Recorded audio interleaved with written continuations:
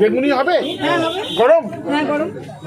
আচ্ছা দেন আপনার হচ্ছে 8 আর 16 3 আর 34 দুটো ফুলুরি পাবে তিনটে, মানে দু জায়গায় একটা একটা করে দেবো, তাই তো? হ্যাঁ। হেলেন চা। চাকদহের নামটাই যে চ দিয়ে শুরু, তাই চাকদহের চা এবং চপ দুটোই কিন্তু যথেষ্ট সুন্দর।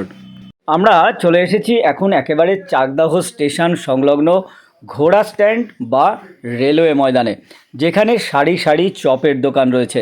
তার একটি জয়গুরু চপ সেন্টার, সেখান থেকেই হেলেন চার চপ খেয়েছি। হেলেন চা সাধারণত আমরা শাক হিসাবে খেতেই অভ্যস্ত, কিন্তু চপ হিসাবেও কিন্তু মন্দ লাগলো না, ভালো লাগলো খেয়ে, তাই তো এই ভিডিওটা বানালাম।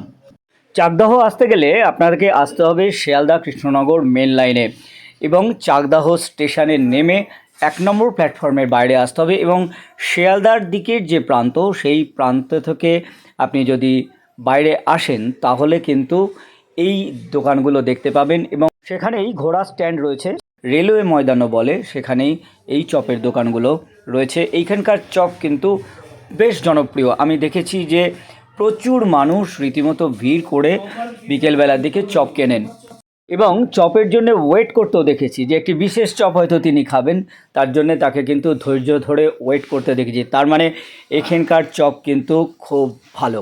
এই যে চপের দোকানগুলো রয়েছে তার কোনোটি কিন্তু একেবারে শুধু নিরামিষ চপ তৈরি করেন, কোনোটি আবার নিরামিষ আমিষ দুটো চপই তৈরি করেন।